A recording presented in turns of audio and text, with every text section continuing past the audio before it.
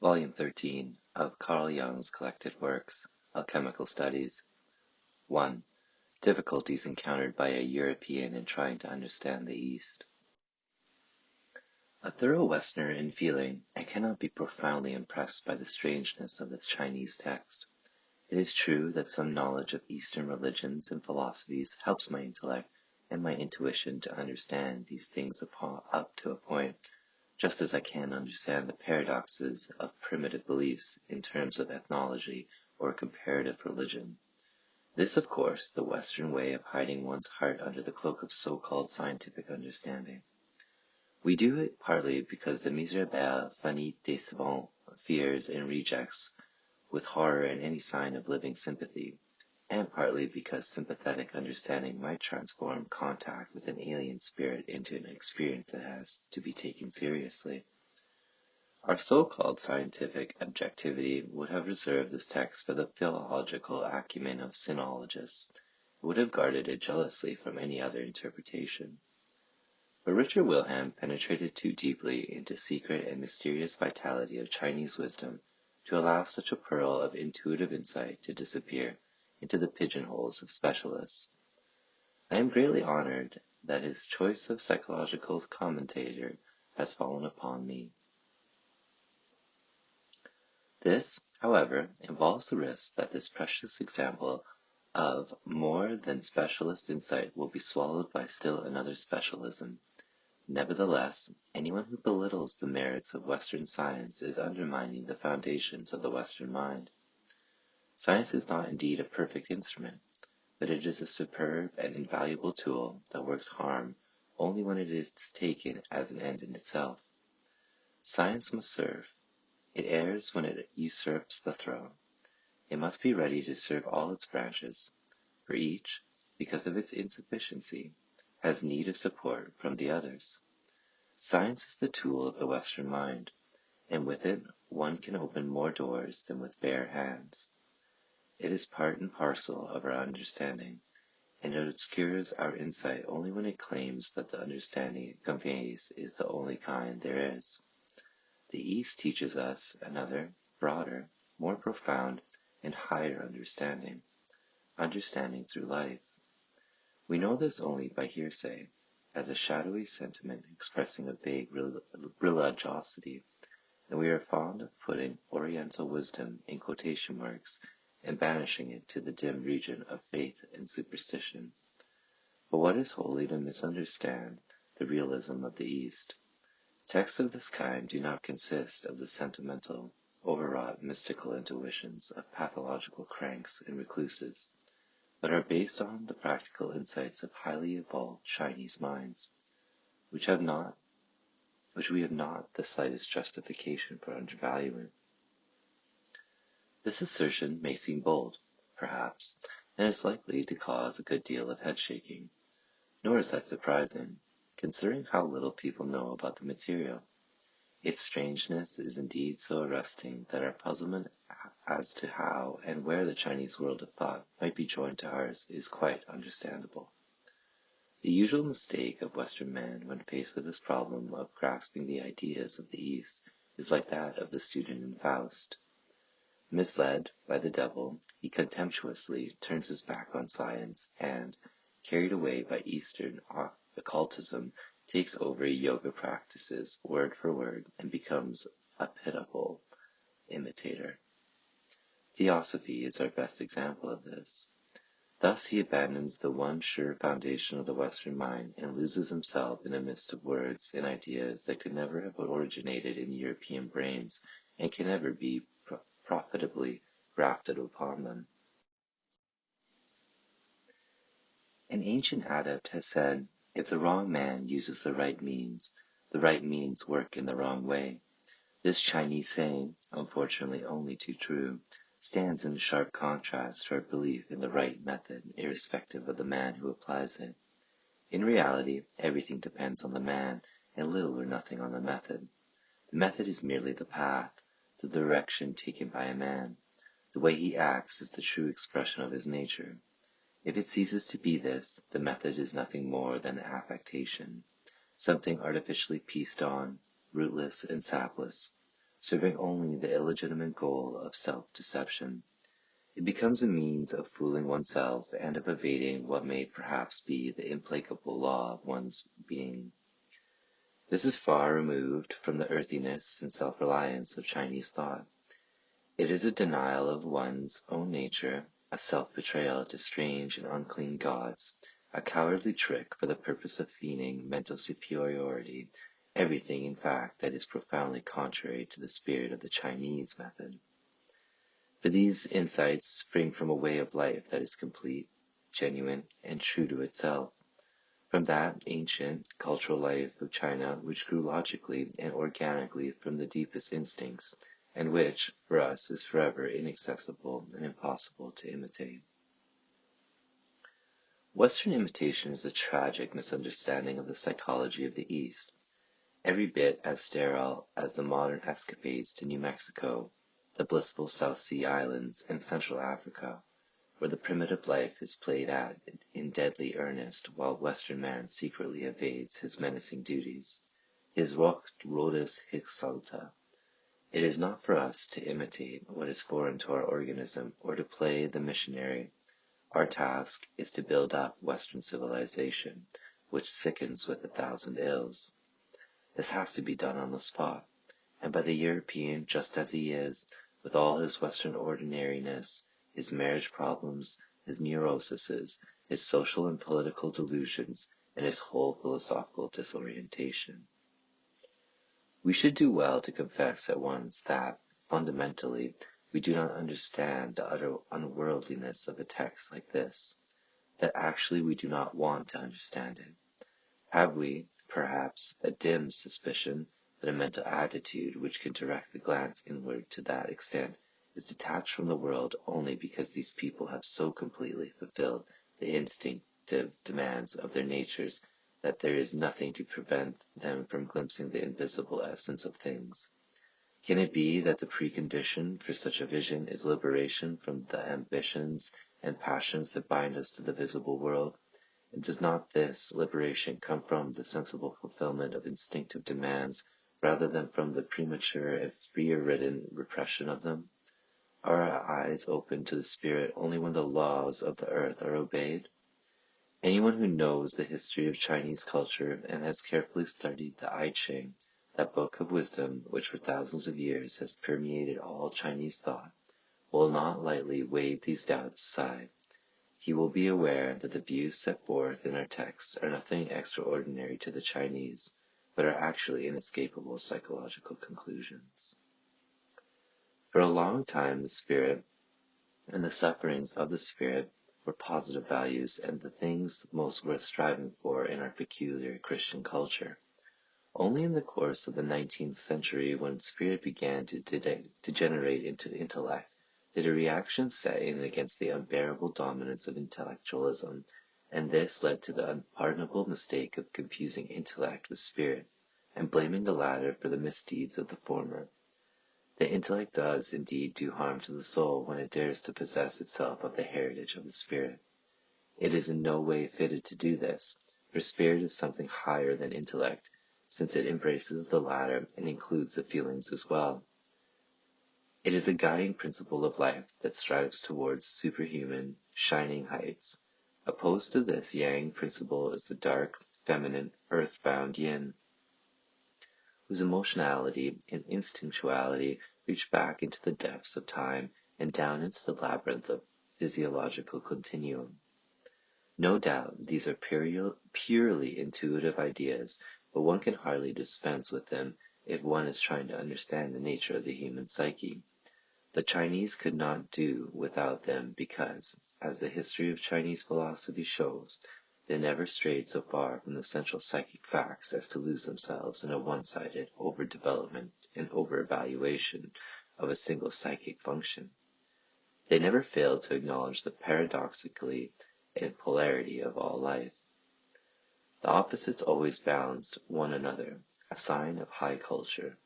One-sidedness, though it lends momentum, is a mark of barbarianism. The reaction that is now beginning in the West against the intellect in favor of feeling or in favor of intuition seems to me a sign of cultural advance. a widening of consciousness beyond the narrow confines of a tyrannical intellect. I have no wish to depreciate the tremendous differentiation of the Western intellect. Compared with the Eastern intellect, it must be described as childish. Naturally, this has nothing to do with intelligence. If we should succeed in elevating another, and possibly even a third psychic function to the dignified position accorded to the intellect, then the West might expect to surpass the East by a very great margin. Therefore it is sad indeed when the European departs from his own nature and imitates the East, or affects it in any way. The possibilities open to him would be so much greater if he would remain true to himself and evolve out of his own nature all that the East has brought forth in the course of the millennia. In general, and looked at from the incurable externalistic standpoint of the intellect, it would seem as if the things that the East values so highly were not worth striving for. Certainly the intellect alone cannot comprehend the practical importance Eastern ideas might have for us. That is why it can classify them as philosophical and ethnological curiosities and nothing more. The lack of comprehension goes so far that even learned sinologists have not understood the practical use of the I Ching, and consider the book to be no more than a collection of abstruse magic spells. 2. Modern psychology offers a possibility of understanding. Observations made in my practical work have opened out to me a quite new and unexpected approach to Eastern wisdom. In saying this, I should like to emphasize that I did not have any knowledge, however inadequate, of Chinese philosophy as a starting point. On the contrary, when I began my career as a psychiatrist and psychotherapist, I was completely ignorant of Chinese philosophy, and only later did my professional experience show me that in my technique I had been unconsciously following the secret way which for centuries had been the preoccupation of the best minds of the East. This could be taken for a subjective fancy, which was one reason for my previous reluctance to publish anything on the subject. But Richard Wilhelm, the great interpreter of the soul of China, enthusiastically confirmed the parallel and thus gave me the courage to write about Chinese text that belongs entirely to the mysterious shadowland of the Eastern mind. At the same time, this is the extraordinary thing, its content forms a living parallel to what takes place in the psychic development of my patients, none of whom is Chinese. In order to make this strange fact more intelligible to the reader, it must be pointed out that just as the human body shows a common anatomy over and above all racial differences, so, too, the human psyche possesses a common substratum transcending all differences in culture and consciousness. I have called this substratum the collective unconscious. This unconscious psyche, common to all mankind, does not consist merely of contents capable of becoming conscious, but of latent predispositions toward identical reactions. The collective unconscious is simply the psychic expression of the identity of brain structure, irrespective of all racial differences. This explains the analogy, sometimes even identity, between the various myth motifs and symbols and the possibility of human communication in general. The various lines of psychic development start from one common stock, whose roots reach back into the most distant past. This also accounts for the psychological parallelism with animals. In purely psychological terms, this means that mankind has common instincts of ideation and action. All conscious ideation and action have developed on the basis of these unconscious archetypal patterns and always remain dependent on them. This is especially the case when consciousness has not attained any high degree of clarity, when in all its functions it is more dependent on the instincts than on the conscious will, more governed by affect than by rational judgment. This ensures a primitive state of psychic health, but it immediately becomes the lack of adaptation when circumstances arise that call for a higher moral effort. Instincts suffice only for a nature that remains more or less constant. An individual who is guided more by the unconscious than by conscious choice therefore tends towards marked psychic conservatism. This is the reason why the primitive does not change in the course of thousands of years, and also why he fears anything strange and unusual. It might easily lead to maladaptation, and thus to the greatest psychic dangers, to a kind of neurosis, in fact. A higher and wider consciousness resulting from the assimilation of the unfamiliar tends, on the other hand, towards autonomy, and rebels against the old gods who are nothing other than those mighty primordial images that hitherto have held our consciousness in thrall. The stronger and more independent our consciousness becomes, and with it the conscious will, the more the unconscious is thrust into the background, and the easier it is for the evolving consciousness to emancipate itself from the unconscious, archetypal pattern. Gaining in freedom, it bursts the bonds of mere instinctuality and finally reaches a condition of instinctual atrophy. This uprooted consciousness can no longer appeal to the authority of primordial images.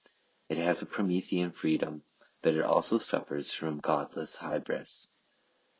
It soars above the earth and above mankind, but the danger of its sudden collapse is there, not of course in the case of every individual, but for the weaker members of the community, who then, again like Prometheus, are chained to the caucus of the unconscious. The wise Chinese would say in the words of the I Ching, when Yang has reached its greatest strength, the dark power of Yin is born within his steps, for night begins at midday when Yang breaks up and begins to change into Yin. The doctor is in a position to see the cycle of changes translated literally into life.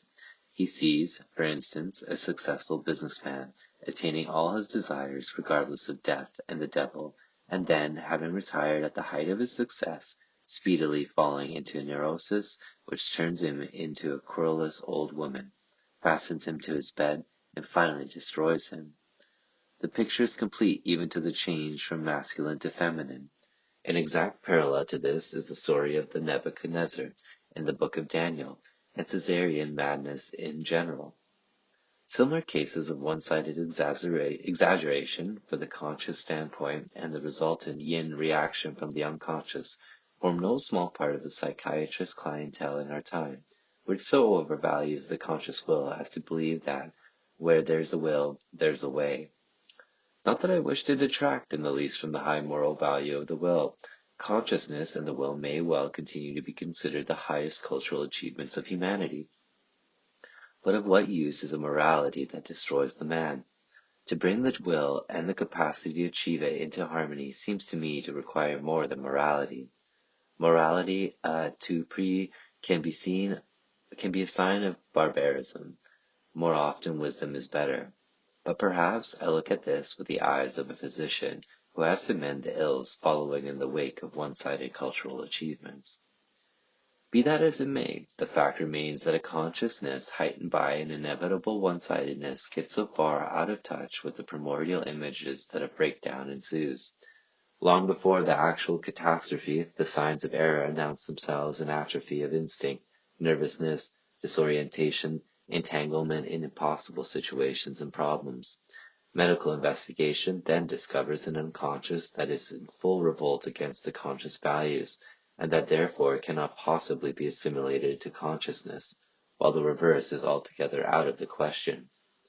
We are confronted with an apparently irreconcilable conflict, before which human reason stands helpless, with nothing to offer except sham solutions or dubious compromises. If these evasions are rejected, we are faced with the question as to what has become of much needed unity of the personality, and with the necessity of seeking it. At this point begins the path traveled by the East since the beginning of things. Quite obviously, the Chinese were able to follow this path because they never succeeded in forcing the opposite in man's nature so far apart that all conscious connection between them was lost. The Chinese owe this all-inclusive consciousness to the fact that, as in the case of the primitive mentality, the ya and the nei have remained in their original proximity. Nonetheless, it was impossible not to feel the clash of opposites, so they sought a way of life in which they would be what the Indians call nirvana, free of opposites. Our text is concerned with this way, and the same problem comes up with my patients also. There could be no greater mistake than for a Westerner to take up the direct practice of Chinese yoga for that would merely strengthen his will and consciousness against the unconscious and bring about the very effect to be avoided. The neurosis would then simply be intensified. It cannot be emphasized enough that we are not Orientals, and that we have entirely different point of departure in these matters. It would be a great mistake to suppose that this is the path every neurotic must travel, or that it is the solution at every stage of the neurotic problem. It is appropriate only in those cases where consciousness has reached an abnormal degree of development and has diverged too far from the unconscious. This is the sine qua non of the process. Nothing would be more wrong than to open this way to neurotics who are ill on account of an excessive predominance of the unconscious. For the same reason, this way of development has scarcely any meaning before the middle of life, normally between the ages of 35 and 40, and if entered upon too soon can be decidedly injurious. As I said, the essential reason which prompted me to look for a new way was the fact that the fundamental problem of the patient seemed to me insoluble unless violence was done to one or the other side of his nature. I had always worked with the temperamental conviction that at the bottom there are no insoluble problems, and experience justified me insofar as I have often seen patients simply outgrow a problem that had destroyed others. This outgrowing, as I formerly called it, proved on further investigation to be a new level of consciousness. Some higher or wider interest appeared on the patient's horizon, and through this broadening of his outlook, the insoluble problem lost its urgency. It was not solved logically in its own terms, but faded out when confronted with a new and stronger life urge. It was not repressed and made unconscious, but merely appeared in a different light, and so really did become different. What, on a lower level, had led to the wildest conflicts and to panicky outbursts of emotion from the higher level of personality now looked like a storm in the valley seen from the mountain top. This does not mean that the storm is robbed of its reality, but instead of being in it, one is above it. But since in a psychic sense we are both valley and mountain, it might seem a vain illusion to deem oneself beyond what is human. One certainly does feel the effect, and is shaken and tormented by it. Yet at the same time one is aware of a higher consciousness looking on which prevents one from becoming identical with the effect, and consciousness which regards the effect as an object, and can say, I know that I suffer. What our text says of indolence of which a man is conscious, and indolence of which he is unconscious, are 1,000 miles apart, holds true in the highest degree of affect. Now and then it happened in my practice that a patient grew beyond himself because of unknown potentialities, and this became an experience of prime importance to me. In the meantime, I had learned that all the greatest and most important problems of life are fundamentally insoluble. They must be so, for they express the necessary polarity inherent in every self-regulating system. They can never be solved, but only outgrown. I therefore asked myself whether this outgrowing, this possibility of further psychic development, was not the normal thing, and whether getting stuck in a conflict was pathological. Everyone must possess that higher level, at least in embryonic form, and must, under favorable circumstances, be able to develop this potentiality. When I examined the course of development in patients who quietly, and if unconsciously, outgrew themselves, I saw that their fates had something in common. The new thing came to them from obscure possibilities, either outside or inside themselves. They accepted it and grew with its help.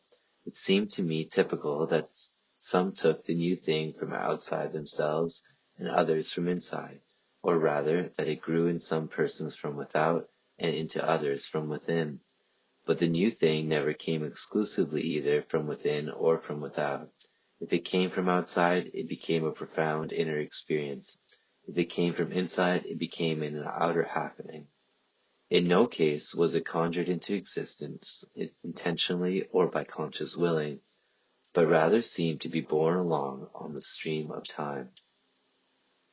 We are so greatly tempted to turn everything into a purpose and a method that I deliberately express myself in very abstract terms in order to avoid prejudicing the reader in one way or the other.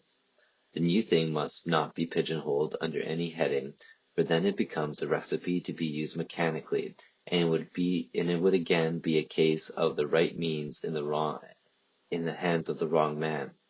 I have been deeply impressed by the fact that the new thing prepared by fate seldom or never comes up to conscious expectations. And still more remarkable, though the new thing goes against deeply rooted instincts as we have known them, it is strangely appropriate expression of the total personality, an expression which one could not imagine in a more complete form. What did these people do in order to bring about the development that set them free? As far as I could see, they did nothing, wu wei, but let things happen.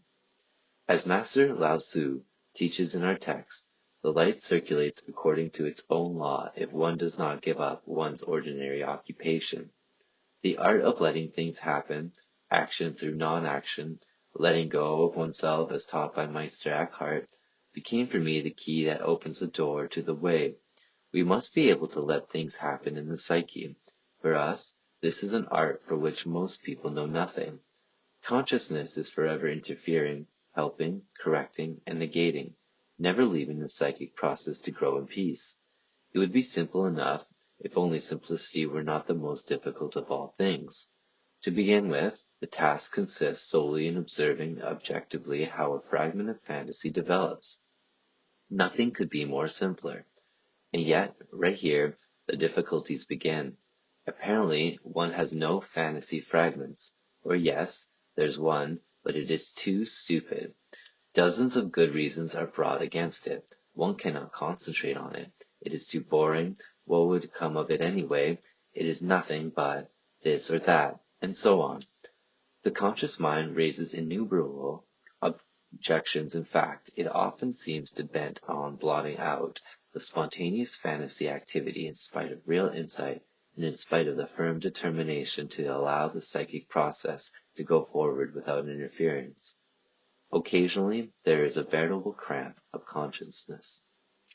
If one is successful in overcoming the initial difficulties, criticism is still likely to start in afterwards in the attempt to interpret the fantasy, to classify it, to aestheticize it, or to value it. The temptation to do this is almost irresistible. After it has been faithfully observed, free rein can be given to the impatience of the conscious mind. In fact, it must be given, or obstructive resistance will develop. But each time the fantasy material is to be produced, the activity of consciousness must be switched off again. In most cases, the results of these efforts are not very encouraging at first. Usually they consist of tenuous webs of fantasy that give no clear indication of their origin or their goal. Also, the way of getting at the fantasies varies with individuals. For many people, it is easiest to write them down. Others visualize them, and others again draw or paint them with or without visualization. If there is a high degree of conscious cramp, often only the hands are capable of fantasy. They model or draw figures that are sometimes quite foreign to the conscious mind. These exercises must be continued until the cramp in the conscious mind is relaxed. In other words, until one can let things happen, which is the next goal of the exercise. In this way, a new attitude is created, an attitude that accepts the irrational and the incomprehensible simply because it is happening. This attitude would be poison for a person who is already overwhelmed by things that happen to him, but it is of the greatest value for one who selects from among the things that happen only those that are acceptable to his conscious judgment, and is gradually drawn out of the stream of life into stagnant backwater. At this point, the way traveled by the two types mentioned earlier seems to divide. Both have learned to accept what comes to them. As Master Lao Tzu teaches, when occupations come to us, we must accept them. When things come to us, we must understand them from the ground up. One man will now take chiefly what comes to him from outside, and the other what comes from inside. Moreover, the law of life demands that what they take from outside and inside will be the very things that were always excluded before. This reversal of one's nature brings an enlargement, a heightening, and an enrichment of the personality, and if the previous values are retained alongside the change, provided that these values are not mere illusions. If they are not held fast, the individual will swing too far to the other side, slipping from fitness into unfitness, from adaptedness to unadaptedness, and even from rationality into insanity. The way is not without danger. Everything good is costly, and the development of personality is one of the most costly of all things. It is a matter of saying "yeah" to oneself, of taking oneself as the most serious of tasks, of being conscious of everything one does, and keeping it constantly before one's eyes in all its dubious aspects. Truly a task that taxes us to the utmost. A Chinese can always fall back on the authority of his whole civilization. If he starts on the long way, he is doing what is recognized as being the best thing he could possibly do. But the Westerner who wishes to set out on this way, if he is really serious about it, has all authority against him, intellectual, moral, and religious. That is why it is infinitely easier for him to imitate the Chinese way and leave the troublesome European behind him, or else to seek the way back to the medievalism of Christian Church and barricade himself behind a wall separating true Christians from the poor heathen and other ethnographic curiosities encamped outside. Aesthetic or intellectual flirtations with life and fate come to an abrupt halt here. The step to higher consciousness leaves us without a rear guard and without shelter. The individual must devote himself to the way with all his energy, for it is only by means of his integrity that he can go further, and his integrity alone can guarantee that his way will not turn out to be an absurd misadventure. Whether his fate comes to him from without or from within, the experiences and happenings on the way remain the same. Therefore, I need to say nothing about the manifold outer and inner events, the endless variety of which I could never exhaust in any case. Nor would this be relevant to the text under discussion. On the other hand, there is much to be said about the psychic states that accompany the process of development. These states are expressed symbolically in our text, and in the very same symbols that for many years have been familiar to me from my practice.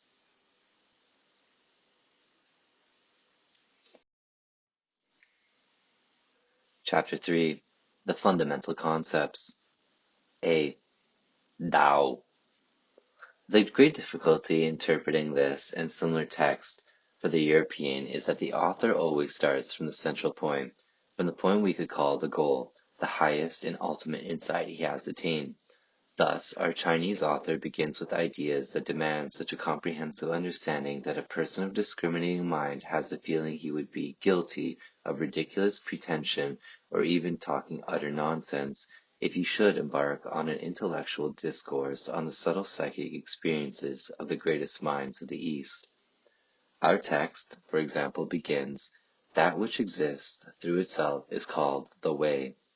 The Hu Ming Ching begins with the words, "The subtlest secret of the Tao is human nature and life." It is characteristic of the Western mind that it has no word for Tao. The Chinese character is made up of the sign for head and the sign for going. Wilhelm translates Tao by sin, meaning. Others translate it as way, providence, or even as God, as the Jesuits do. This illustrates our difficulty. Head can be taken as consciousness, and going as traveling away, and the idea would then be to go consciously or the conscious way. This is borne out by the fact that the light of heaven, which dwells between the eyes, as the heart of heaven, is used synonymously with the Tao. Human nature and life are contained in light of heaven, and, accordingly to the Hu Ming Ching, are the most important secrets of the Tao. Light is a symbolical equivalent of consciousness, and the nature of consciousness is expressed by analogies with light. The Hu Ming Ching is introduced with the verses, "If thou wouldest complete the diamond body with no outflowing, diligently heat the roots of consciousness and life. Kindle light in the blessed country ever close at hand, and there hidden let thy true self always dwell." These verses contain a sort of alchemical instruction as to the method or way of producing the diamond body. which is also mentioned in our text. Heating is necessary. That is, there must be an intensification of consciousness in order that light may be kindled in the dwelling place of the true self. Not only consciousness, but life itself must be intensified. The union of these two produces conscious life. According to the Humane Xing, the ancient sages knew how to bridge the gap between consciousness and life because they cultivated both. In this way, the Shili, the immortal body, is melted out, and the great Tao is completed. If we take the Tao to be the method or conscious way by which to unite what is separated, we have probably come close to the psychological meaning of the concept. At all events, the separation of consciousness and life cannot very well be understood as anything else than what I described earlier as an aberration or uprooting of consciousness. There can be no doubt, either, that the realization of the opposite hidden in the unconscious, the process of reversal, signifies reunion with the unconscious laws of our being, and the purpose of this reunion is the attainment of conscious life, or, expressed in Chinese terms, the realization of the Tao. B. The circular movement and the center. As I have pointed out, the union of opposites on a higher level of consciousness is not a rational thing, nor is it a matter of will. It is a process of psychic development that expresses itself in symbols. Historically, this process has always been represented in symbols, and today the development of personality is still depicted in symbolic form. I discovered this fact in the following way. The spontaneous fantasy products I discussed earlier become more profound and gradually concentrate into abstract structures that apparently represent principles in the sense of Gnostic archaea. When the fantasies take the form chiefly of thoughts, intuitive formulations of dimly felt laws or principles emerge, which at first tend to be dramatized or personified. We shall come back to these again later. If the fantasies are drawn, symbols appear that are chiefly of the mandala type. Mandala means circle, more especially a magic circle. Mandalas are found not only throughout the East, but also among us. The early Middle Ages are especially rich in Christian mandalas. Most of them show Christ in the center with the four evangelists or their symbols at the cardinal points. This conception must be a very ancient one, because Horus and his four sons were represented in the same way by the Egyptians. It is known that Horus with his four sons has close connections with Christ in the four evangelists. An unmistakable and very interesting mandala can be found in Jacob Boehm's book Exile, Questions Concerning the Soul. It is clear that this mandala represents a psycho-cosmic system strongly colored by Christian ideas.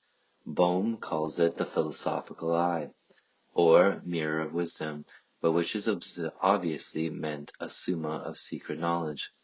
Most mandalas take the form of a flower, cross, or wheel, and show a distinct tendency towards a quaternary structure reminiscent of the Pythagorean tetractys, the basic number. Mandalas of this sort also occur as sand paintings in the religious ceremonies of the Pueblo and Navajo Indians. But the most beautiful mandalas are, of course, those of the East, especially the ones found in Tibetan Buddhism, which also contain the symbols mentioned in our text. Mandala drawings are often produced by the mentally ill, among them persons who certainly did not have the least idea of any of the connections we have discussed. Among my patients, I have come across cases of women who did not draw mandalas, but danced them instead. In India, there is a special name for this mandala nirhatya, the mandala dance. The dance figures express the same meaning as the drawings. My patients can say very little about this meaning of the symbols, but are fascinated by them and find that they somehow express and have an effect on their subjective psychic state. Our text promises to reveal the secret of the golden flower of the Great One. The golden flower is the light, and the light of heaven is the Tao. The golden flower is a mandala symbol I have often met with in the material brought me in by my patients. It is drawn either seen from above as a regular geometric pattern or in profile as a blossom growing from a plant. The plant is frequently a structure in brilliant fiery colors growing out of a bed of darkness and carrying the blossom of light at the top, a symbol recalling the Christmas tree. Such drawings also suggest the origin of the golden flower, for according to the Jing, the germinal vessel is the dragon castle at the bottom of the sea. Other synonyms of the yellow castle are the yellow castle, the heavenly heart, the terrace of living, the square-inch field or square-foot house, the purple hall of the city of jade, the dark pass, the space of former heaven. It is also called the boundary of region of the snow mountains, the primordial pass, the kingdom of greatest joy, the boundless country, the altar upon which consciousness and life are made. If a dying man does not know this germinal vessel, says the Hu Chi, he will not find the unity of consciousness and life in 1,000 births, nor in 10,000 aeons. The beginning, where everything is still one, and which therefore appears as the highest goal, lies at the bottom of the sea, in the darkness of the unconscious. In the germinal vessel, consciousness and life, or human nature and life, Hu Shming, are still a unity, inseparably mixed, like the sparks in the refining furnace. Within the germinal vessel is the fire of the ruler. All the sages began their work at the germinal vessel.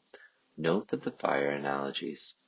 I know a series of European mandala drawings in which something like a plant seed surrounded by membranes is shown floating in the water. Then, from the depths below, fire penetrates the seed and makes it grow, causing a great golden flower to unfold from the germinal vessel. This symbolism refers to the quasi-alchemical process of refining and ennobling. Darkness gives birth to light, and out of the lead of the water region grows the noble gold. What is unconscious becomes conscious in the form of living process of growth. Indian Kundalini Yoga offers a perfect analogy. In this way, the union of consciousness and life takes place. When my patients produce these mandala pictures, it is naturally not the result of suggestion. Similar pictures were being made long before I knew their meaning or their connection with the practices of the East, which, at that time, were wholly unknown to me. The pictures arise quite spontaneously and from two sources. One source is the unconscious, which spontaneously produces fantasies of this kind. The other is life, which, if lived with utter devotion, brings an intuition of the self, of one's own individual being. When the self finds expression in such drawings, the unconscious reacts by enforcing an attitude of devotion to life. For in complete agreement with the Eastern view, the mandala is not only a means of expression, but also produces an effect. It reacts upon its maker. Age-old magical effects lie hidden in this symbol, for it is derived from the protective circle, or charm circle, whose magic has been preserved in countless folk customs. It has the obvious purpose of drawing a sulcus primigenius, a magical furrow around the center, the temple or temenos, the sacred precinct, of the innermost personality, in order to prevent an outflowing or to guard by apotropaic means against distracting influences from outside. Magical practices are nothing but projections of psychic events, which then exert a counter-influence on the psyche and put a kind of spell upon the personality. Throughout the ritual action, attention and interest are led back to the inner, sacred precinct, which is the source and goal of the psyche and contains the unity of life and consciousness. The unity once possessed has been lost and must now be found again. The unity of the two, life and consciousness, is the Tao, whose symbol would be the central white light, also mentioned in the Bardo Todo. This light dwells in the square inch, or in the face, that is, between the eyes. It is a visualization of the creative point, that which has intensity without extension, in conjunction with the field of the square inch, the symbol for that which has extension. The two together make the Tao. Human nature, Hin Xing, and consciousness, Hui, are expressed in light symbolism, and therefore have the quality of intensity, while life Ming would coincide with extensity. The one is yang-like, the other yin-like. The aforementioned mandala of a somnambulist girl, aged 15 and a half, whom I had under observation some 30 years ago, shows in its center a spring of primary force, or life energy without extension. whose emanations clash with a contrary spatial principle, in complete analogy with the basic idea of our Chinese text. The enclosure, or circumambulatio, is expressed in our text by the idea of circulation. The circulation is not merely movement in a circle, but means, on the one hand, the marking off of the sacred precinct and, on the other, fixation and concentration. The sun wheel begins to turn, the sun is activated, and it begins its course. In other words, the Tao begins to work and takes the lead. Action is reversed into non-action. Everything peripheral is subordinated to the command of the sender. Therefore, it is said, movement is only another name for mastery. Psychologically, this circulation would be the movement into a circle around oneself, so that all sides of the personality become involved. The poles of light and darkness are made to rotate. That is, there is an alternation of day and night.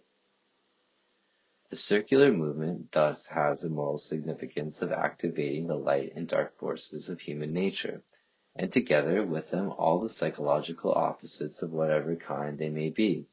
It is nothing less than self-knowledge by means of self-brooding, Sanskrit tapas.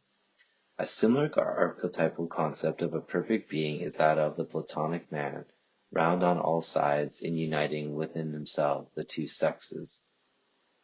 One of the best modern parallels is the description which Edward Maitland, the biographer of Anna Kingsford, gave of his sensual experience.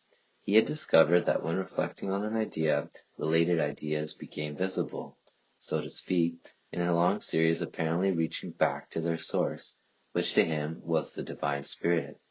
By concentrating on this series, he tried to penetrate to their origin. He writes, I was absolutely without knowledge or expectation when I yielded to the impulse to make the attempt. I simply experimented on a faculty, being seated at my writing table, the while in order to record the results as they came, and resolved to retain my hold on my outer and circumferential consciousness, no matter how far towards my inner and central consciousness I might go. For I knew not whether I should be able to regain the former if I once quitted my hold of it, or to recollect the facts of the experience. At length I achieved my object, though only by a strong effort, the tension occasioned by the endeavor to keep both extremes of the consciousness in view at once being very great. Once well started on my quest, I found myself traversing a succession of spheres or belts, the impression produced being that of mounting a vast ladder stretching from the circumference towards the center of a system, which was at once my own system, the solar system, the universal system, the three systems being at once diverse and identical. Presently, by a supreme, and what I felt must be a final effort, I succeeded in polarizing the whole of the convergent rays of my consciousness into the desired focus, and at the same instant, as if through the sudden ignition of the rays thus fused into a unity, I found myself confronted with a glory of unspeakable whiteness and brightness, and a luster so intense as well nigh to beat me back. But though feeling I had to explore further, I resolved to make assurance doubly sure by piercing if I could make the almost blinding luster and seeing what it enshrined. With a great effort I succeeded, and the glance revealed to me that which I had felt must be there. It was the dual form of sun, the unmanifest made manifest, the unformulate formulate, the undividuated individuated, God as the Lord, proving through his duality that God is substance as well as force, love as well as will, feminine as well as masculine, mother as well as father. He found that God is two in one, like man. Besides this, he noticed something that our text also emphasizes, namely suspension of breathing. He says ordinary breathing stopped and was replaced by an internal respiration, as if by breathing of a distinct personality within and other than physical organism. He took this being to be entelche of Aristotle and the inner Christ of the Apostle Paul, the spiritual and substantial individuality engendered within the physical and phenomenal personality, and representing, therefore, the rebirth of man on a plane transcending the material. This genuine experience contains all the essential symbols of our text. The phenomenon itself, the vision of light, is an experience common to many mystics, and one that is undoubtedly of the greatest significance, because at all times and places it proves to be something unconditioned and absolute, a combination of supreme power and profound meaning. Hildegard of Bingen, an outstanding personality quite apart from her mysticism, writes in much the same way about her central vision. Since my childhood I have always seen a light in my soul, but not with the outer eyes, nor through the visions of my heart. Neither do the 5 outer senses take part in this vision. The light, I perceive, is not of a local kind, but is much brighter than the cloud which supports the sun. I cannot distinguish the height, breadth, or length in it. What I see or learn in such a vision stays long in my memory. I see, hear, and know in the same moment. I cannot recognize any sort of form in this light, although I sometimes see in it another light that is known to me as the living light. While I am enjoying the spectacle of this light, all sadness and sorrow vanish from my memory. I myself know a few individuals who had a personal experience of this phenomenon. So far as I have been able to understand it, it seems to have to do with an acute state of consciousness, as intense as it is abstract, a detached consciousness, which, as Hildegard implies, brings into awareness areas of psychic happenings ordinarily covered in darkness.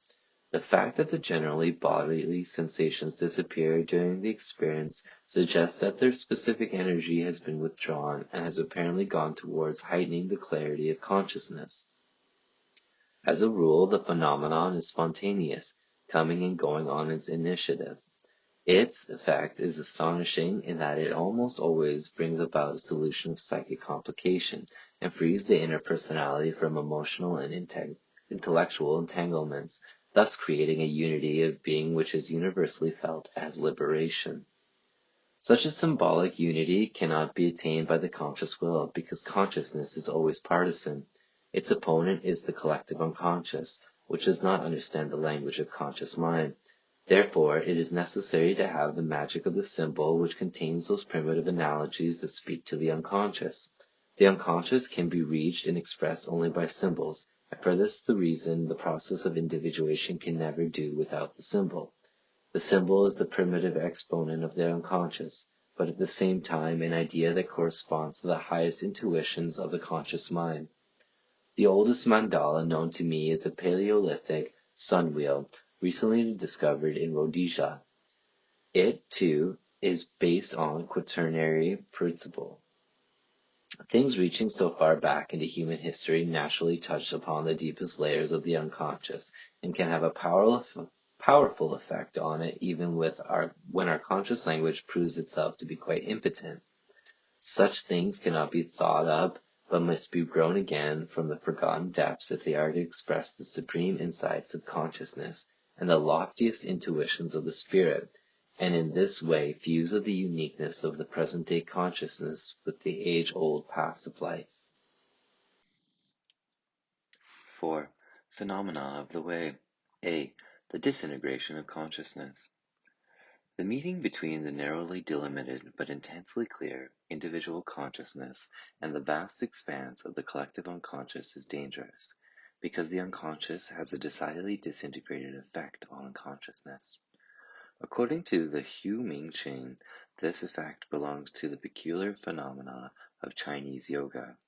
It says, quote, "Every separate thought takes shape and becomes visible in color and form. The total spiritual power unfolds its traces." Unquote. The relevant illustration in the text shows a sage sunk in contemplation, his head surrounded by tongues of fire, out of which 5 human figures emerge. These 5 again split up into 25 smaller figures. This would be a schizophrenic process if it were to become a permanent state. Therefore, the Hu Ming chain, as though warning the adept, continues, quote, "The shapes formed by the spirit fire are only empty colors and forms. The light of human nature, Xing, shines back on the primordial, the true. Close quote. So we can understand why the figure of the protecting circle was seized upon. It is intended to prevent the outflowing and to protect the unity of consciousness from being burst asunder by the unconscious. The text seeks to mitigate the disintegrating effect of the unconscious by describing the thought figures as empty colors and forms, thus depotentiating them as much as possible. This idea runs through the whole of Buddhism, especially the Mahayana form, and in the instructions to the dead in the Tibetan Book of the Dead, it is even pushed to the point of explaining the favorable as well as the unfavorable gods as illusions still to be overcome. It is certainly not within the competence of the psychologist to establish the metaphysical truth or untruth of this idea. He must be content to determine so far as possible its psychic effect. He need not bother himself whether the shape in question is a transcendental illusion or not, since faith, not science, has to decide this point. In any case, we are moving on ground that for a long time has seemed to be outside the domain of science and was looked upon as wholly illusory. But there is no scientific justification for such an assumption. The substantiality of these things is not a scientific problem, since it lies beyond the range of human perception and judgment, and thus beyond any possibility of proof. The psychologist is concerned not with the substantiality of these complexes, but with the psychic experience. Without a doubt, they are psychic contexts that can be experienced, and their autonomy is equally indubitable. They are fragmentary psychic systems that either appear spontaneously in ecstatic states and evoke powerful impressions and effects, or else, in mental disturbances, become fixed in the form of delusions and hallucinations, and consequently destroy the unity of the personality. Psychiatrists are always ready to believe in toxins and the like, and even to explain schizophrenia in these terms, putting next to no emphasis on the psychic contents as such. On the other hand, in psychogenic disturbances, hysteria, obsessional neurosis, etc., where toxic effects and cell degeneration are out of the question, split-off complexes are to be found similar to those occurring in somnambulistic states. Freud would like to explain these spontaneous split-offs as due to unconscious repression of sexuality, but this explanation is by no means valid in all cases, because contents that the conscious mind cannot assimilate can emerge just as spontaneously out of the unconscious, and in these cases the repression theory is inadequate. Moreover, their autonomy can be observed in daily life. In effects, they obstinately obtrude themselves against our will, and, in spite of the most strenuous efforts to repress them, overwhelm the ego and force it under their control. No wonder the primitive sees in these moods a state of possession or sets them down to a loss of soul. Our colloquial speech reflects the same thing when we say, quote, "I don't know what has got into him today," unquote. "He is possessed of the devil," "He is beside himself," etc. Even legal practice recognizes a degree of diminished responsibility in a state of affect. Autonomous psychic contents are thus quite common experiences for us. Such contents have a disintegrating effect upon the consciousness. But besides the ordinary, familiar affects that are subtler, more complex emotional states that could no longer be described as effects, pure and simple, but are fragmentary psychic systems. The more complicated they are, the more they have the character of personalities. As constituents of the psychic personality, they necessarily have the character of persons. Such fragmentary systems are to be found especially in mental diseases, in cases of psychogenic splitting of the personality, double personality, and of course in mediumistic phenomena. They are also encountered in the phenomenology of religion. Many of the earlier gods developed from the persons into personified ideas, and finally into abstract ideas. Activated unconscious contents always appear at first as projections upon the outside world, but in the course of a mental development they are gradually assimilated by consciousness and reshaped into conscious ideas that then forfeit their originally autonomous and personal character. As we know, some of the old gods have become, via astrology, nothing more than descriptive attributes, martial, jovial, saturnine, erotic, logical, lunatic, and so on.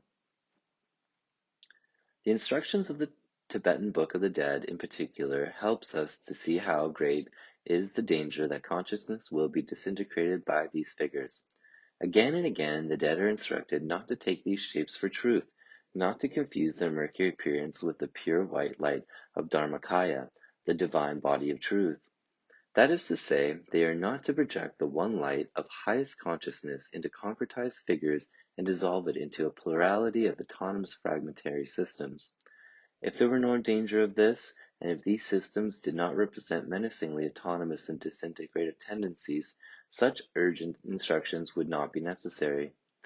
Allowing for the simpler, polytheistic attitude of the Eastern mind, these instructions would be almost the equivalent of warning a Christian not to let himself be blinded by the illusion of a personal God, let alone by the Trinity and the host of angels and saints.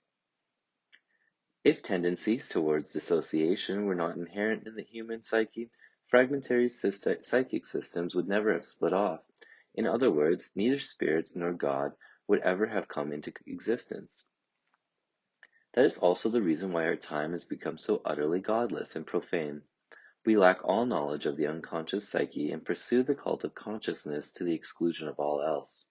Our true religion is a monotheism of consciousness, a possession by it, coupled with a fanatical denial of the existence of fragmentary autonomous systems. But we differ from the Buddhist yoga doctrines in that we even deny that these systems are experientiable. These entails a great psychic danger, because the autonomous systems then behave like any other repressed contents. They necessarily induce wrong attitudes, since the repressed material reappears in consciousness in a spurious form. This is strikingly evident in every case of neurosis and holds true for the collective psychic phenomena. Our time has committed a fatal error. We believe we can criticize the facts of religion intellectually. Like Laplace, we think God is a hypothesis that can be subjected to intellectual treatment, to be affirmed or denied. We completely forget that the reason mankind believes in the daemon has nothing whatever to do with the external factors, but is simply due to a naive awareness of the tremendous inner effect of autonomous fragmentary systems. This effect is not abolished by criticizing it, or rather, the name we have given it, or by describing the name as false. The effect is collectively present all the time. The autonomous systems are always at work, for the fundamental structure of the unconscious is not affected by the deviations of our ephemeral consciousness. If we deny the existence of the autonomous systems, imagining that we have got rid of them by a mere critique of the name, then the effect which they still continue to exert can no longer be understood, nor can they be assimilated to consciousness. They become an inexplicable source of disturbance which we finally assume must exist somewhere outside ourselves. The resultant projection creates a dangerous situation in that the disturbing effects are now attributed to a wicked will outside ourselves, which is naturally not to be found anywhere with our neighbor, de l'autre côté de la larverie.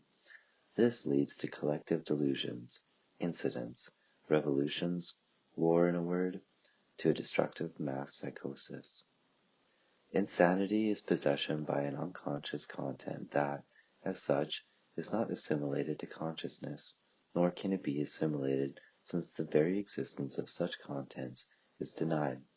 This attitude is equivalent to saying we no longer have any fear of God and believe that everything is to be judged by human standards. This hybris, or narrowness of consciousness is always the shortest way to the insane asylum. I recommend the excellent account of this problem in H. G. Wells' novel Christina Alberta's Father and Schreber's memoirs of My Nervous Illness. It must stir a sympathetic chord in the enlightened European when it is said in the Hu Ming Ching that the shapes formed by the spirit fire are only empty colors and forms. That sounds thoroughly European and seems to suit our reason to a T. We think we can congratulate ourselves on having already reached such a pinnacle of clarity, imagining that we have left all these phantasmal gods far behind. What we have left behind are only verbal specters, not the psychic facts that were responsible for the birth of the gods. We are still as much possessed by autonomous psychic contents as if they were Olympians. Today they are called phobias, obsessions, and so forth. In a word, neurotic symptoms. The gods have become diseases. Zeus no longer rules Olympus, but rather the solar plexus, and produces curious specimens for the doctor's consulting room, or disorders the brains of politicians and journalists who unwittingly let loose psychic epidemics on the world. So it is better for Western man if he does not know too much about the secret insights of the Oriental sages to begin with, for, as I have said, it would be a case of the right means in the hands of the wrong man. Instead of allowing himself to be convinced once more that the daemon is an illusion, he ought to experience once more the reality of this illusion. He should learn to acknowledge these psychic forces in you, and not wait until his moods, nervous states, and delusions make it clear in the most painful way that he is not the only master in his house. His dissociative tendencies are actual psychic personalities possessing a differential reality. They are real when they are not recognized as real, and consequently projected. They are relatively real when they are brought into relationship with consciousness, in religious terms, when a cult exists. But they are unreal to the extent that consciousness detaches itself from its contents. This last stage, however, is reached only when life has been lived so exhaustively and with such devotion that no obligations remain unfulfilled, when no desires that cannot safely be sacrificed and stand in the way of inner detachment from the world. It is futile to lie to ourselves about this. Wherever we are still attached, we are still possessed, and when we are possessed, there is one stronger than us who possesses us. Quote, "Verily I say unto thee, thou shalt by no means come out thence, until thou hast paid the uttermost farthing." Close quote. It is not a matter of indifference whether one calls something a mania or a god. To serve a mania is detestable and undignified, but to serve a god is full of meaning and promise, because it is an act of submission to a higher, invisible, and spiritual being. The personification enables us to see the relative reality of the autonomous system. It not only makes its assimilation possible, but also depotentiates the daemonic forces of life.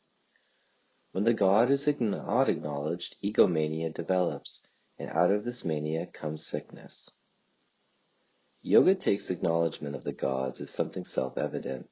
Its secret instruction is intended only for those whose consciousness is struggling to disentangle itself from the daemonic forces of life, in order to enter into the ultimate undivided unity, the center of emptiness, where dwells the God of utmost emptiness in life. As our text says, to hear such a teaching is difficult to attain in thousands of aeons. Evidently, the veil of Maya cannot be lifted by merely rational resolve. It requires a most thoroughgoing and persevering preparation consisting in the full payment of all debts to life. For as long as unconditional attachment through the cupiditas exists, the veil is not lifted, and the heights of a consciousness free of contents and free of illusion are not attained. Nor can any trick nor any deceit bring this about. It is an ideal that can ultimately be realized only in death. Until then, there are real and relatively real figures of the unconscious. B. Animus and anima. According to our text, among the figures of the unconscious, there are not only the gods, but also the animus and anima. The word Hun is translated by Wilhelm as animus, and indeed the term animus seems appropriate for Hun, the character for which is made up of the sign for clouds and that for demon.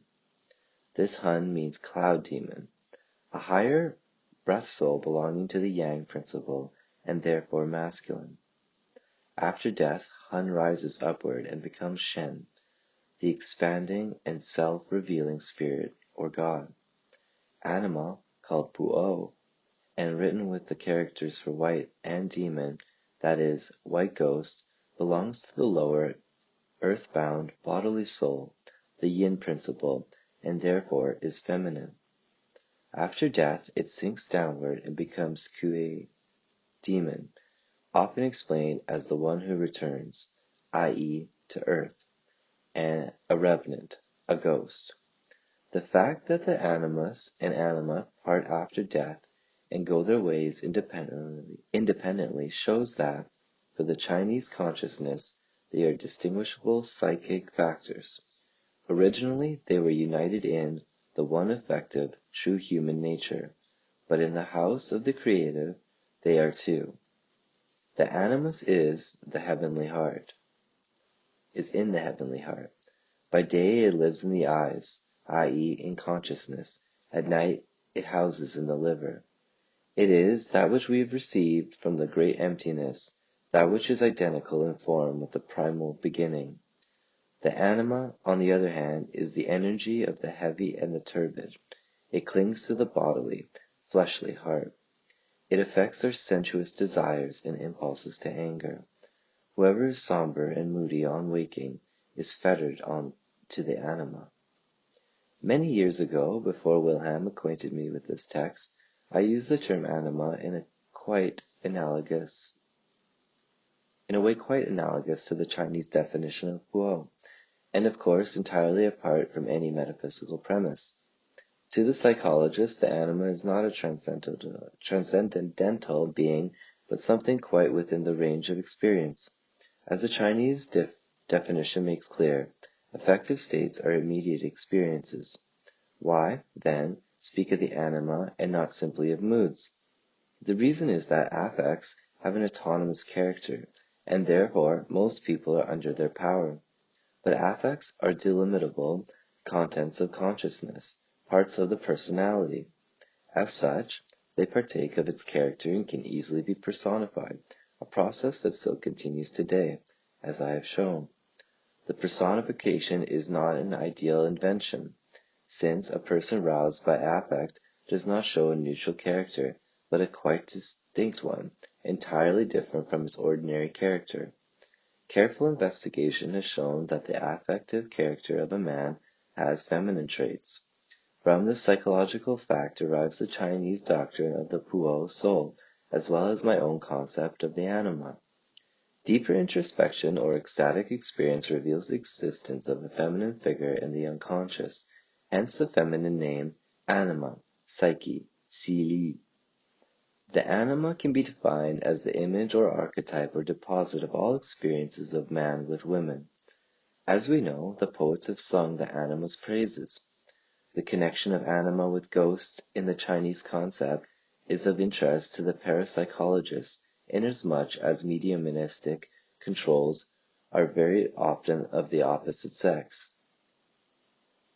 Although Wilhelm's translation of Hun as animus seems justified to me, nonetheless I had important reasons for choosing the term logos for a man's spirit, for his clarity of consciousness and his rationality, rather than the otherwise appropriate expression animus. Chinese philosophers are spared certain difficulties that aggravate the task of the Western psychologist. Like all mental and spiritual activity in ancient times, Chinese philosophy was exclusively a component of the masculine world.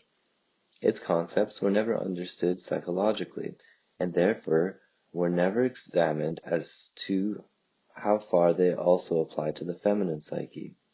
But the psychologist cannot possibly ignore the existence of woman and her special psychology.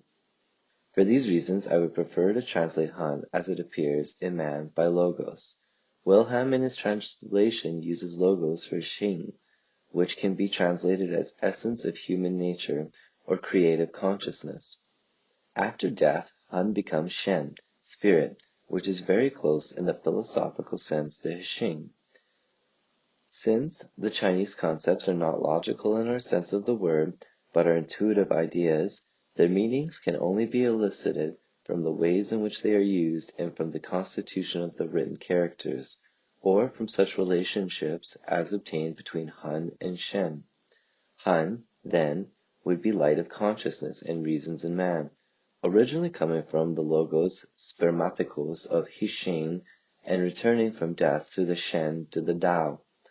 Used in this sense, the expression logos would be especially appropriate since it includes the idea of universal being and thus covers the fact that man's clarity of consciousness and rationality are something universal rather than individually unique. The logos principle is nothing personal, but it is in the deepest sense impersonal, and thus in sharp contrast to the anima, which is a personal demon expressing itself in thoroughly personal moods. Animosity. In view of these psychological facts, I have reserved the term animus strictly for women, because, to answer a famous question, mulier non habet anima sed animum. Feminine psychology exists an element that is the counterpart of a man's anima. Primarily, it is not an affective nature, but is a quasi-intellectual factor best described by the word prejudice. The conscious side of woman corresponds to the emotional side of man, not to his mind. Mind makes up the soul, or better, the animus of women, and just as the anima of man consists of inferior relatedness full of affect, so the animus of woman consists of inferior judgments, or better, opinions. As it is made up of a plurality of preconceived opinions, the animus is far less susceptible of personification by a single figure, but appears more often as a group or crowd. On a low level, the animus is an inferior logos, a caricature of the differentiated masculine mind, just as on a low level the anima is a caricature of the feminine eros. To pursue the parallel further, we could say that just as Hun corresponds to Hsing, translated by Wilhelm as logos, so the eros of woman corresponds to Ming, fate or destiny, interpreted by Wilhelm as eros. Eros is an interweaving, logos is a differentiating knowledge, clarifying light. Eros is relatedness, logos is discrimination and detachment. Hence the inferior logos of woman's animus appears as something quite unrelated, as an inaccessible prejudice, or as an opinion which, irritatingly enough, has nothing to do with the essential nature of the object. I have often been accused of personifying the anima and animus as mythology does, but this accusation would be justified only if it could be proved that I concretized these concepts in a mythological manner for psychological use. I must declare once and for all that personification is not an invention of mine, but is inherent in the nature of the phenomena. It would be unscientific to overlook the fact that the anima is a psychic and therefore a personal, autonomous system. None of the people who make the charge against me would hesitate for a second to say, I dreamed of Mr. X, whereas, strictly speaking, he dreamed only of a representation of Mr. X. The anima is nothing but a representation of the personal nature of the autonomous system in question. What the nature of this system is in a transcendental sense, that is, beyond the bounds of experience, we cannot know. I have defined the anima as a personification of the unconscious in general, and I have taken it as a bridge to the unconscious, in other words, as a function of relationship to the unconscious. There is an interesting point in our text in this connection. The text says that consciousness, that is, the personal consciousness, comes from the anima. Since the Western mind is based wholly on the standpoint of consciousness, it must define the anima in the way that I have done.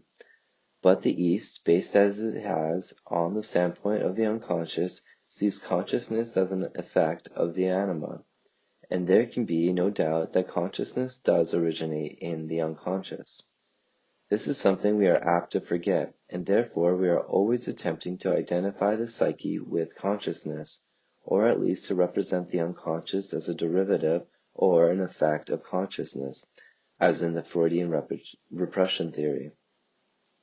But, for the reasons given above, it is essential that we do not detract from the reality of the unconscious, and that figures of the unconscious be understood as real and effective factors.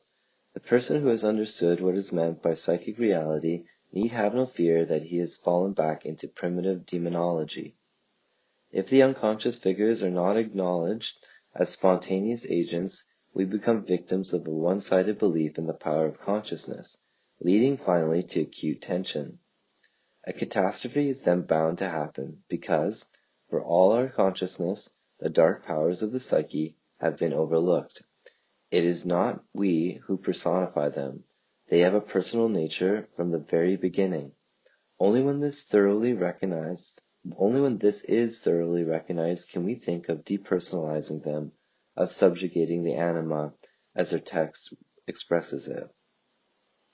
Here again we find an enormous difference between Buddhism and the Western attitude of mind, and again there is a dangerous semblance of agreement. Yoga teaching rejects all fantasy products, and we do the same, but the East does so for entirely different reasons. In the East, there is an abundance of conceptions and teachings that give full expression to the creative fantasy. In fact, protection is needed against an excess of it. We, on the other hand, regard fantasy as worthless subjective daydreaming. Naturally, the figures of the unconscious do not appear in the form of abstractions stripped of all imaginative trappings. On the contrary, they are embedded in a web of fantasies of extraordinary variety and bewildering profusion. The East can reject these fantasies because it has long since extracted their essence and condensed it in profound teachings. But we have never experienced these fantasies, and much less extracted their quintessence. We still have a large stretch of experience to catch up with, and only when we have found the sense in apparent nonsense can we separate the valuable from the worthless. We can be sure that the essence we extract from our experience will be quite different from what the East offers us today. The East came to its knowledge of inner things in childlike ignorance of the external world. We, on the other hand, shall explore the psyche and its depths, supported by an immense knowledge of history and science. At present, our knowledge of the external world is the greatest obstacle to introspection, but the psychological need will overcome all obstructions. We are building up a psychology, a science that gives us the key to the very things that the East discovered, and discovered only through abnormal psychic states. 5. The detachment of consciousness from the object. By understanding the unconscious, we free ourselves from its domination. That is really also the purpose of the instructions in our text. The pupil is taught to concentrate on the light of the innermost region and at the same time to free himself from all outer and inner entanglements. His vital impulses are guided toward a consciousness void of content, which nevertheless permits all contents to exist. The Hu Ming Ching says of this detachment, "A halo of light surrounds the world of the law. We forget one another, quiet and pure, all-powerful and empty. The emptiness is irradiated by the light of the heart of heaven.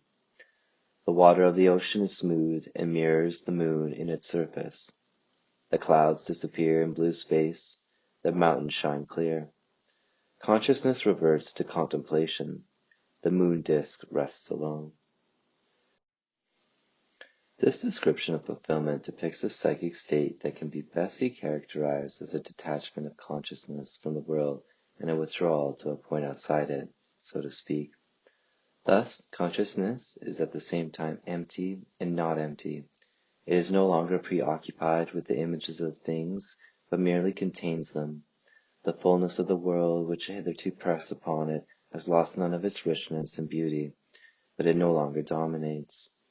The magical claim of things has ceased, because the interweaving of consciousness with the world has come to an end. The unconscious is not projected anymore, and so the primordial participation mystique with things is abolished. Consciousness is no longer preoccupied with compulsive plans, but dissolves in contemplative vision. How did this effect come about? We assume, of course, that the Chinese author was first of all not a liar, secondly, that he was of sound mind, and thirdly, that he was an unusually intelligent man. To understand and explain this detachment, we must proceed by a roundabout way. It is an effect that cannot be simulated. Nothing can be more childish than to make such a psychic state an object of aesthetic experiment. I know this effect very well from my practice. It is the therapeutic effect par excellence, for which I labor with my students and patients, and it consists in the dissolution of the participation mystique. By a stroke of genius, Levi Bruhl singled out what he called the participation mystique as being the hallmark of the primitive mentality. What he meant by it is simply the indefinitely large remnant of non-differentiated between subject and object, which is still so great among primitives that it cannot fail to strike a European consciousness very forcibly. When there is no consciousness of the difference between subject and object, an unconscious identity prevails. The unconscious is then projected into the object, and the object is introjected into the subject, becoming part of his psychology. Then plants and animals behave like human beings. Human beings are at the same time animals, and everything is alive with ghosts and gods. Civilized man naturally thinks he is miles above these things. Instead of that, he is often identified with his parents throughout his life, or with his affects and prejudices, and shamelessly accuses others of the things he will not see in himself. He too has a remnant of primitive unconsciousness, of non-differentiation between subject and object. Because of this, he is magically affected by all manner of people, things, and circumstances. He is beset by disturbing influences nearly as much as the primitive, and therefore needs just as many apotropaic charms. He no longer works magic with medicine, bags, amulets, and animal sacrifices, but with tranquilizers, neuroses, rationalism, cult of the will, etc. But if the unconscious can be recognized as a co-determining factor along with consciousness, and if we can live in such a way that conscious and unconscious demands are taken into account as far as possible, then the center of gravity of the total personality shifts its position. It is then no longer in the ego, which is merely the center of consciousness, but in the hypothetical point which conscious and unconscious. This new center might be called the self. If the transposition is successful, it does away with the participation mystique and results in a personality that suffers only in the lower stories, as it were, but in its upper stories it's singularly detached from painful as well as from joyful happenings. The production and birth of the superior personality is what is meant when our text speaks of the holy fruit, the diamond body, or any other kind of incorruptible body. Psychologically, these expressions symbolize an attitude that is beyond the reach of emotional entanglements and violent shocks, a consciousness detached from the world. I have reasons for believing that this attitude sets in after middle life and is a natural preparation for death. Death is psychologically as important as birth, and, like it, is an integral part of life. What happens to the detached consciousness in the end is a question the psychologist cannot be expected to answer. Whatever his theoretical position, he would hopelessly overstep the bounds of his scientific competence. He can only point out that the views of our text in regard to the timelessness of the detached consciousness are in harmony with the religious thought of all ages and with that of the overwhelming majority of mankind. Anyone who thought differently would be standing outside the human order and would therefore be suffering from a disturbed psychic equilibrium. As a doctor, I make every effort to strengthen the belief in immortality, especially with older patients when such questions come threatening close. For, seen in correct psychological perspective, death is not an end, but a goal, and life's inclination towards death begins as soon as the meridian is passed. Chinese yoga philosophy is based upon this instinctive preparation for death as the goal. In analogy with the goal of the first half of life, procreation and reproduction, the means of perpetuating one's physical existence, it takes as the goal of spiritual existence the symbolic begetting and birth of the spirit body, or breath body, which ensures the continuity of detached consciousness. It is the birth of the pneumatic man known to the European from antiquity, but which he seeks to produce by quite other symbols and magical practices, by faith and a Christian way of life. Here again we stand on a foundation quite different from that of the East. Again, the text sounds as though it were not so very far from Christian aesthetic morality, but nothing could be more mistaken than to assume that it actually means the same thing. Behind our text is a civilization thousands of years old, one which is built up organically on primitive instincts and knows nothing of the brutal morality so suited to us recently civilized Teutonic barbarians. For this reason, the Chinese are without the impulse towards violent repression of the instincts that poisons their spirituality and makes it hysterically exaggerated. The man who lives with his instincts can also detach from them, and in just as natural a way as he has lived with them. Any idea of heroic self-conquest would be entirely foreign to the spirit of our text, but that is what it would infallibly amount to if we follow the instructions literally. We must never forget our historical antecedents.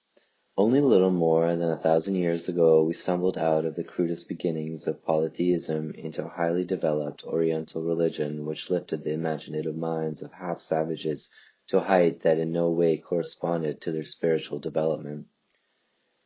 In order to keep to this height in some fashion or other, it was inevitable that the instinctual sphere should largely be repressed. Thus, religious practice and morality took on decidedly brutal, almost malignant character. The repressed elements naturally did not develop, but went on vegetating in the unconscious, in their original barbarianism. We would like to scale the heights of a philosophical religion, but in fact are incapable of it. To grow up to it is the most we can hope for. The Aphrodites wound and the Faustian split in the Germanic man are still not healed. His unconscious is still loaded with contents that must first be made conscious before he can be free of them. Recently I received a letter from a former patient who describes the necessary transformation in simple but trenchant words. She writes, "Out of evil much good has come to me, but keeping quiet, repressing nothing, remaining attentive, and by accepting reality, taking things as they are, and not as I wanted them to be, by doing all this, unusual knowledge has come to me, and unusual powers as well, such as I could never have imagined before. I always thought when we accepted things they overpowered us in some way or other. This turns out not to be true at all, and it is only by accepting them that one can assume an attitude towards them. So now I intend to play the game of life, being receptive to whatever comes to me, good and bad, sun and shadow, forever alternating, and, in this way, also accepting my own nature with its positive and negative sides. Thus everything becomes more alive to me. What a fool I was! How I tried to force everything to go according to the way I thought it ought to."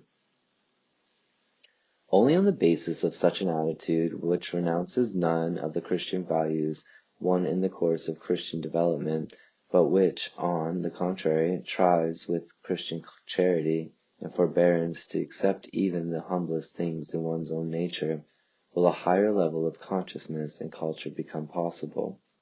This attitude is religious in the truest sense, and therefore therapeutic. For all religions are therapies for the sorrows and disorders of the soul. The development of the Western intellect and will has given us an almost fiendish capacity for aping such an attitude with apparent success, despite the protests of the unconscious.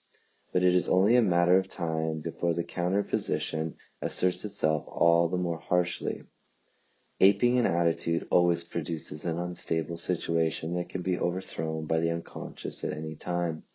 A safe foundation is found only when the instinctive premises of the unconscious win the same respect as the views of the conscious mind.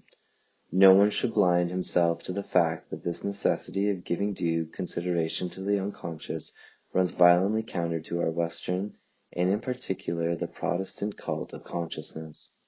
Yet, though the new always seems to be the enemy of the old, Anyone with a more than superficial desire to understand cannot fail to discover that without the most serious application of the Christian values we have acquired, the new integration can never take place. 6. The fulfillment.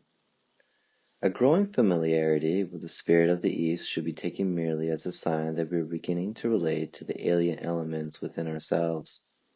Our denial of our historical foundations would be sheer folly and would be the best way to bring about another uprooting of consciousness. Only by standing firmly on our own soil can we assimilate the spirit of the East. Speaking of those who do not know where the true springs of secret power lie, an ancient adept says, "Worldly people lose their roots and cling to the treetops." The spirit of the East has grown out of the yellow earth, and our spirit can, and should, grow only out of our own earth. That is why I approach these problems in a way that has often been charged with the psychologism. If psychology were meant, I should indeed be flattered, for my aim as a psychologist is to dismiss without mercy the metaphysical claims of all esoteric teachings. The unavowed purpose of gaining power through words, inherent in all secret doctrines, ill accords with our profound ignorance, which we should have the modesty to admit. I quite deliberately bring everything that purports to the metaphysical into the daylight of psychology, understanding, and do my best to prevent people from believing in nebulous power words. Let the convinced Christian believe, by all means, for that is the duty he has taken upon himself. But whoever is not a Christian has forfeited the charisma of faith. Perhaps he was cursed from birth with not being able to believe, but merely to know. Therefore, he has no right to put his faith elsewhere. One cannot grasp anything metaphysically. One only can do so psychologically. Therefore, I strip things of their metaphysical wrappings in order to make the objects of psychology. In that way, I can at least extract something understandable from them and avail myself of it, and I also discover psychological facts and processes that before were veiled in symbols and beyond my comprehension. In doing so, I may perhaps be following in the footsteps of the faithful, and may possibly have similar experiences. And if in the end there should be something ineffably metaphysical behind it all, it would then have been the best opportunity of showing itself. My admiration for the great philosophers of the East is as genuine as my attitude towards their metaphysics is irreverent. I suspect them of the symbolical psychologists, to whom no greater wrong could be done than to take them literally. If it were really metaphysics that they mean, it would be useless to try to understand them. But if it is psychology, we can not only understand them, but can profit greatly by them, for then the so-called metaphysical comes from within the range of experience. If I assume that God is absolute and beyond all human experience, he leaves me cold. I do not affect him, nor does he affect me. But if I know that he is a powerful impulse of my soul, at once I must concern myself with him, for then he can become important, even unpleasantly so, and can affect me in practical ways, which sounds horribly banal, like everything else that is real. The epithet psychologism applies only to a fool who thinks he has his soul in his pocket. There are certainly more than enough such fools, for although we know how to talk big about the soul, the depreciation of everything psychic is a typically Western prejudice.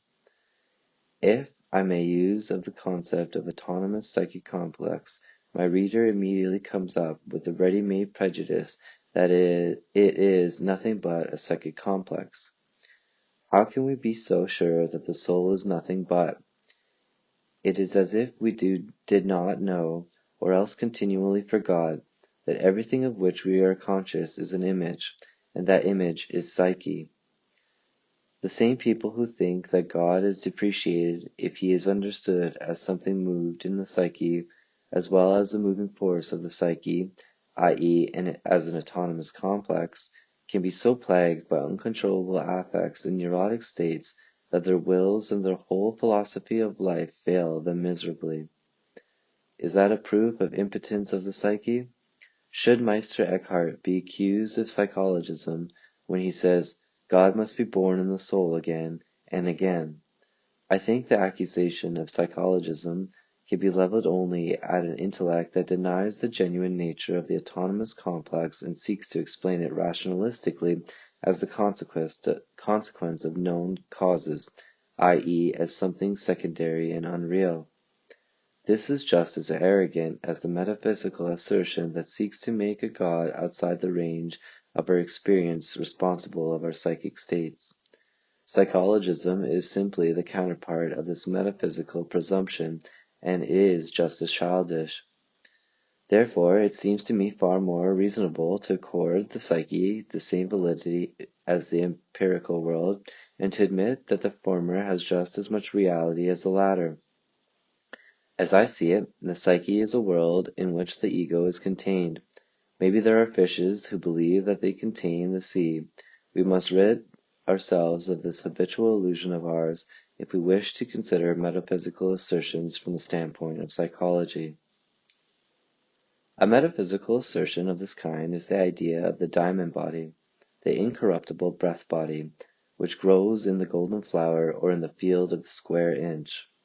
This body is a symbol of a remarkable psychological fact that which, precisely because it is objective, first appears in forms dictated by the experience of biological life, that is, as fruit, embryo, child, living body, and so on. This fact could be best expressed by the words, "It is not who I live, it lives me." The illusion of the supremacy of consciousness makes us say, "I live." Once this illusion is shattered by a recognition of the unconscious will appear as something objective in which the ego is included. The attitude towards the unconscious is then analogous to the feeling of the primitive to whom the existence of a son guarantees continuation of life, a feeling that can assume grotesque forms, as when the old Negro, angered at his son's disobedience, cried out, "There he stands with my body, but does not even obey me." It is, in fact, a change of feeling similar to the experienced by a father to whom a son has been born, a change known to us from the testimony of St. Paul. "Yet not I, but Christ liveth in me." The symbol Christ as Son of Man is analogous psychic experience of a higher spiritual being who is invisibly born in the individual, a pneumatic body which is to serve us at future dwelling, a body which, as Paul says, is put on like a garment. For as many of you as have been baptized into Christ have put on Christ.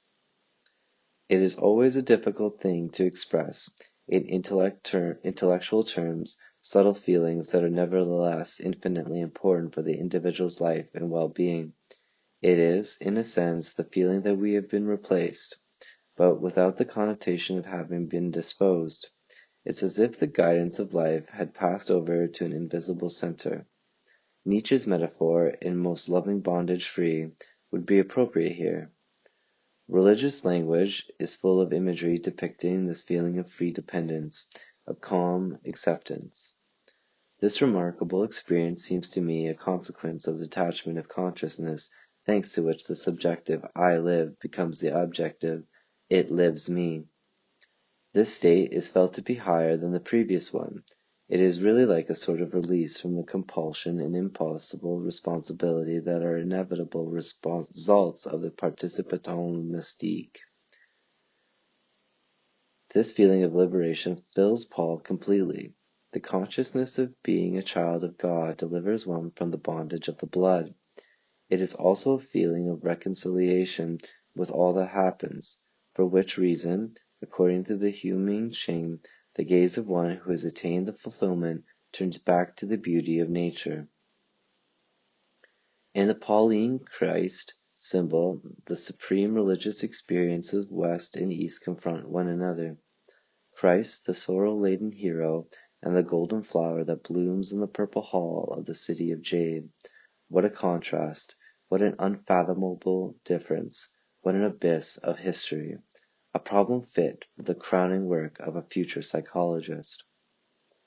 Among the great religious problems of the present is one which has received scant attention, but which is in fact the main problem of our day, the evolution of the religious spirit. If we are to discuss it, we must emphasize the difference between East and West in their treatment of the jewel, the central symbol. The West lays stress on the human incarnation and even on the personality, historicity of Christ, whereas the East says, without beginning, without end, without past, without future. The Christian subordinates himself to the superior divine person in expectation of his grace, but the Oriental knows that redemption depends on the work he does on himself. The Tao grows out of the individual. The Imitao Christi has this disadvantage. In the long run, we worship as a divine example of a man who embodied the deepest meaning of life, and then, out of sheer imitation, we forget to make a real or own deepest meaning, self-realization. As a matter of fact, it is not altogether inconvenient to renounce one's own meaning. Had Jesus done so, he would probably have become a respectable carpenter and not a religious rebel to whom the same thing would naturally happen today has happened then. The imitation of Christ might well be understood in a deeper sense.